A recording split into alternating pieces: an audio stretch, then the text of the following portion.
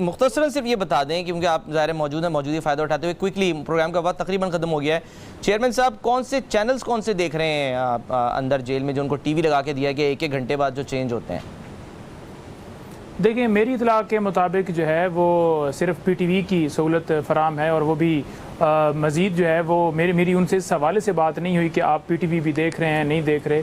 मेरी इतला जो है उसके मुताबिक, यानी कि जो इतला वहाँ से मिलती है जेल की तरफ से, अदरवाइज़ इस तरह की मैं कन्फर्मेशन नहीं कर सकता कि कितने चैनल्स देख रहे हैं। लेकिन मामला सुप्रीम कोर्ट में हमने साइफर के हवाले से दरख्वास्त जो है दायर कर दी है। पेशावर हाई कोर्ट का एक फ़ैसला आया दरख्वास्त गुजार ने, उसमें कहा था कि जी इलेक्शन की तैयारियाँ जारी हैं लेकिन मुहिम की इजाज़त नहीं जारी है। उसका जो है ना वो फ़ैसला आ गया जिसमें उन्होंने कहा कि जी PTI को कानून के तहत जलसों की इजाज़त है और आप जो है उसको जारी रख सकते हैं। तो इस फैसले का जो इम्पैक्ट है गो के पेशावर हाई कोर्ट का है, मुल्क भर में आएगा आपके ख्याल में? और कुछ आपको लगता है कि इस प्रेसिडेंट को जो है वो फॉलो किया जा सकेगा अगर कहीं मसला होता है, तो मुश्किल आती है? तो देखिए, मैं ये समझता हूँ कि पहले भी इस तरह के ऑर्डर आए हैं और बाकायदा तौर पर जो पाकिस्तान तहरीक इंसाफ की तरफ से 100 के करीब एप्लीकेशंस जो हैं वो मुख्तलिफ़ जगहों पर दी गई।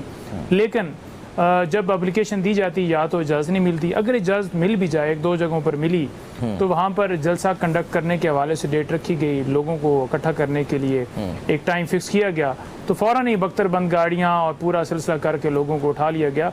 लास्ट टाइम हमने देखा कि लाहौर में इसी तरह एक इजाज़त हुई और हमारे अफजाल अजीम पहाड़ साहब हैं, वकील हैं, एडवोकेट हाई कोर्ट हैं, तो उन्होंने इसी तरह से इजाज़त ली, तो उनका दफ्तर जो है वो जाकर तोड़ दिया गया, जो कि दफ्तर उनका वकालत वाला है, प्रैक्टिस वाला दफ्तर है, जहाँ पर वो बैठते हैं, अपने प्रोफेशनल अपनी ऑब्लिगेशंस हैं वो सरंजाम। सॉरी नईम साहब, मुझे इंटरप्ट करना पड़ेगा। नैब तरामीम जो कलअदम करार देने के खिलाफ अपीलों की समाअत है, उसका तहरीरी हुक्मनामा आ गया और ये उसमें जो है वो फैसले में कहा गया कि जी अपील के हतमी फैसले तक ट्रायल कोर्ट्स को ट्रायल जारी रखने की हिदायत की गई, लेकिन फ़ैसला करने से रोक दिया गया है। एक सर, इसका क्या इम्पैक्ट जो है वो आएगा आने वाले दिनों में? और दूसरा, ज़ाहिर कहा तो जा रहे हैं नवाज शरीफ साहब चौथी दफ़ा वज़ीर आज़म बन जाएंगे, लेकिन सर जो कानूनी मुशगाफियाँ हैं वो तो कहती हैं ताहियात पाबंदी, जो उधर के लोग हैं वो कहते हैं कि नहीं जी वो तो 5 साल पूरे कर लिए। उसकी भी ज़रा थोड़े से हमें सर वजाहत दे दीजिएगा काइंडली। देखिए, नैब नेचुरली उसका ऑर्डर आप फरमा रहे हैं आ गया नैब में। अब उसने अपील, ये जो प्रैक्टिस एंड प्रोसीजर लॉ को अपहोल्ड किया, उसमें नेचुरली 184(3) में जो अपील दे दी गई है, तो उसका अब उन्होंने कहा है कि अब आप हतमी फैसला नहीं कर सकते, लेकिन वो जो ट्रायल है वो चलता रहेगा।